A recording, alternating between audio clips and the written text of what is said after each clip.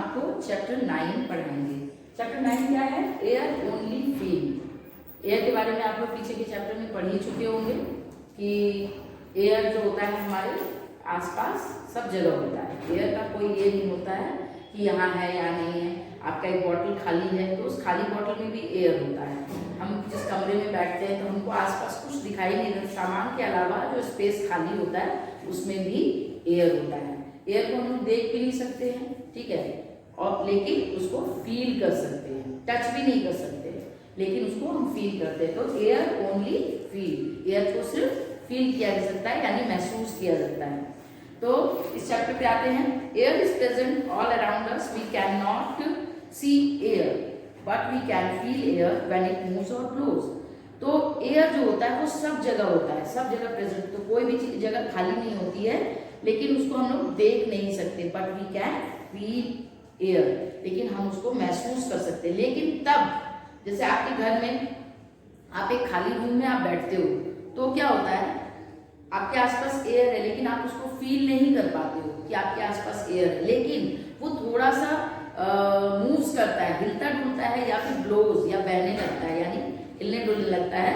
तो क्या होता है, आपको महसूस होता है। जैसे इसका एग्जाम्पल जैसे कि आप रूम में बैठे हो तो आपके आसपास एयर है, आपको फील नहीं हो रहा है, लेकिन आप फैन को 1 नंबर में भी चालू कर देते हो तो क्या होता है, वो एयर को हिला देता है। एयर को हिलाता है तो क्या होता है, आपको वो हवा फील होने लगती है। यानी जब एयर मूवमेंट करता है तो वो विंड में कन्वर्ट हो जाता है, हवा में कन्वर्ट हो जाता है। तो all living things need air to breathe. सभी जीवित प्राणी को क्या है, सांस लेने के लिए एयर की जरूरत होती है। क्यों? उसमें ऑक्सीजन होता है। We need to breathe clean and fresh air in order to stay healthy. हमको स्वस्थ रहने के लिए क्या चाहिए, एयर से फ्रेश एयर में क्या होता है, क्लीन एंड फ्रेश एयर, हमको साफ सुथरी ताजी हवा चाहिए होती है to stay healthy. Breathing dirty air can make us fall ill. तो अगर हम गंदे हवा में सांस लेंगे यानी हमारे आसपास एयर जो है वो पॉल्यूटेड है, वातावरण गंदा है, तो क्या होगा, आप बीमार पड़ सकते हो। तो अब हम आते हैं सबसे पहले एयर। What is air? तो एयर के बारे में, तो एयर का डिफरेंट वेराइटी हमने आपको बताया कि जब एयर सब जगह होता है लेकिन एयर के कई स्टेजेस होते हैं। जैसे वो थोड़ी सी हिलती है तो उसका दूसरा नाम हो जाता है, ज्यादा हिलती है, अच्छी तेज चलती है तो उसका दूसरा नाम हो जाता है, बहुत ज्यादा तेज चलती तो भी उसका दूसरा नाम हो जाता है, और लास्ट में बहुत ज्यादा तूफानी हो जाती है जब हवा तो उसका दूसरा नाम हो जाता है। तो इस तरीके से एयर की कई वैरायटीज होती हैं। तो सबसे पहले हम a number, moving air is called wind. जब हवा थोड़ी सी भी हिलती डुलती है तो हम उसको विंड बोलते हैं, हवा बोलते हैं, ठीक है। तो ये हो गया आपका विंड का डेफिनेशन, ये बहुत इंपॉर्टेंट है। ये जो छोटे छोटे क्वेश्चंस हमने मार्क किए हैं यहाँ पे लिखे हैं, ये आपके क्वेश्चन आंसर में आएंगे, ये बहुत इंपॉर्टेंट है, 1 वर्ड या 1 लाइन क्वेश्चन आंसर में। चलिए देखिए, तो ब्रीज। अब हम आते हैं नेक्स्ट स्टेज, ब्रीज पे। ब्रीज किसको बोलते हैं?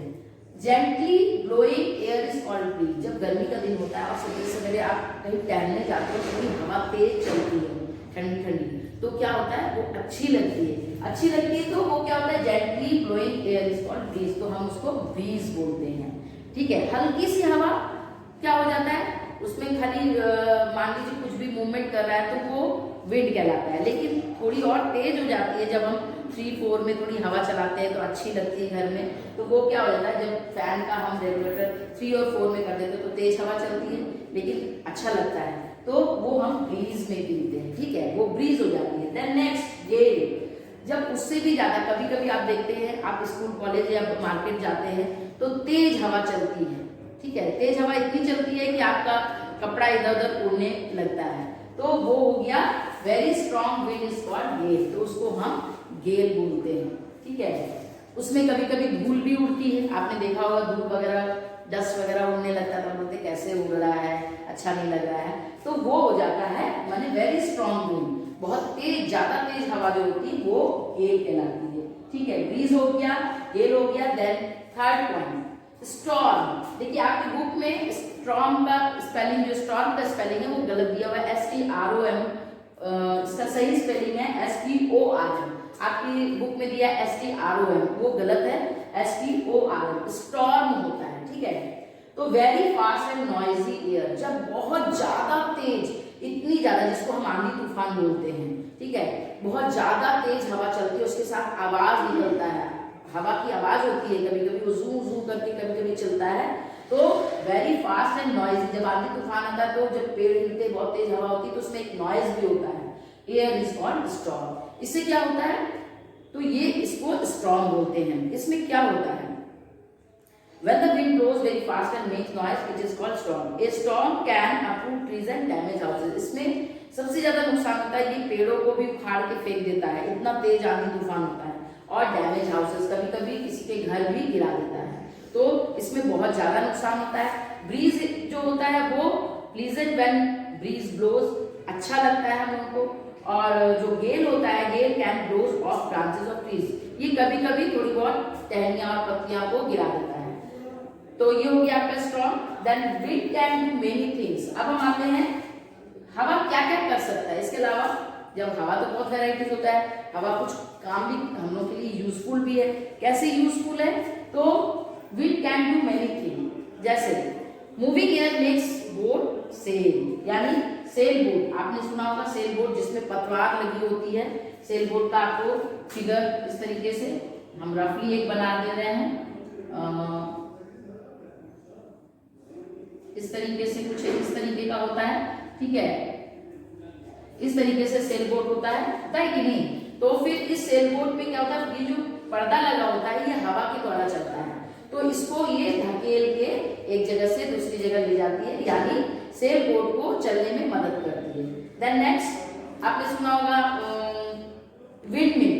विंड मिल मतलब पवन चक्की, एक तरह की चक्की होती है जिसमें ब्लेड्स लगे होते हैं, आपकी बुक में दिया हुआ है। तो moving air helps to turn the blades of windmill, वो ब्लेड्स को जैसे पंखे की तरह उसमें बड़े बड़े ब्लेड लगे होते हैं, और वो पंखे की हवा की मदद से मूवमेंट करते हैं, जिससे बिजली भी बनती है और बहुत सारे जमीन से पानी भी निकाला जाता है, इलेक्ट्रिसिटी भी मेक होता है। तो इस तरीके से वो उसको चलाने में भी मदद करती है। Then third, moving air helps hot air balloons to fly. आप लोग को मालूम होगा हॉट एयर बैलून्स क्या होता है, हवा के द्वारा होता है, और नीचे उसमें आग जलती है और वो ऊपर की तरफ जाता है। जब वो एयर जो होता है बैलून में गर्म होती है तो वो ऊपर की तरफ उठने लगता है, और हॉट एयर बैलून हवा में जाता है, तो उसको भी चलाने में एयर का ही मदद मिलता है।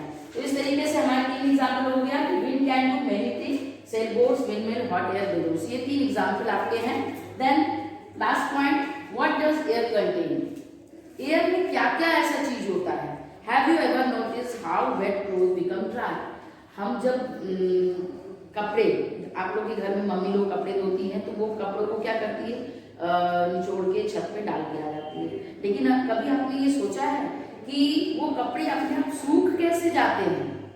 कपड़े आप शाम को उठा के लाते तो देखते हो एकदम ड्राई हो गया, फ्रेश हो गया, पानी कहाँ चला गया, मम्मी तो उतना गाढ़ा नहीं, उसको तो गीला था, कैसे चला गया। When they are hung out in the sun, जब वो सूरज की गर्मी में मम्मी लोग छत पे उसको डाल देती हैं, where does the water go? The water changes into water vapor। तो क्या होता है, सूरज की गर्मी से, आपको मालूम होगा गैस पे जब मम्मी पानी गर्म करती है तो वो जब गर्म होता है तो धीरे धीरे क्या उसमें से भाप निकलता है, जिसको वाटर वेपर कहते हैं। उसी तरीके से धूप की गर्मी से कपड़ों के अंदर जो पानी होता है वो वेपर, वाटर वेपर बन के आसमान में चला जाता है, गोज इनटू द एयर, हवा में मिक्स हो जाता है। सो एयर कंटेन वाटर वेपर, इसलिए उसमें क्या हो जाता है, वाटर वेपर कंटेन हो जाता है, उसमें क्या होता है, वाटर वेपर कंटेन्स होता है।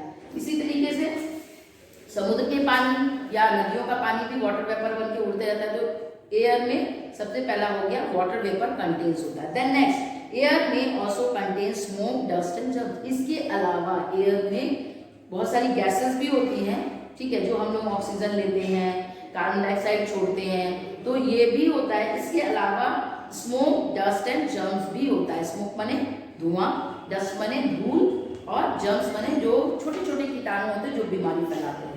तो इस तरीके से हम कह सकते हैं what does air contain, many gases, smoke, dust and germs and water vapour, ठीक है। तो dust, germs and water vapour, तो इतनी सारी चीजें आपकी एयर में मिली होती है। This makes air dirty when we breathe in this air we may fall ill. इस तरीके से पॉल्यूटेड, अब डस्ट स्मोक जहाँ पे जर्म्स मिला होगा वो पॉल्यूटेड हो जाएगा। तो अगर हम पॉल्यूटेड एयर में सांस लेंगे, बहुत ज्यादा मात्रा में अगर पॉल्यूटेड है तो हम बीमार पड़ सकते हैं। प्लांट क्लीन द एयर, इसलिए हम लोग प्लांट्स लगाते हैं। प्लांट क्या करता है? Clean the air. वो क्या करता है? सारे कार्बन डाइऑक्साइड को खींच लेता है और उसको ऑक्सीजन में चेंज कर देता है, जिसकी वजह से जो फ्रेश एयर है, जो हम लोग को जरूरत होती है, वो सारी चीजें हमको मिल जाती है। So we should plant trees as a keep the air fresh and clean. तो इसलिए हम लोग को बहुत ज्यादा से ज्यादा पेड़ लगाना चाहिए ताकि हमारे आसपास का जो एयर है वो फ्रेश रह सके। इसके बाद का जो चैप्टर में आगे का पार्ट है वो हम सेकेंड वीडियो में डालेंगे। Okay, thank you.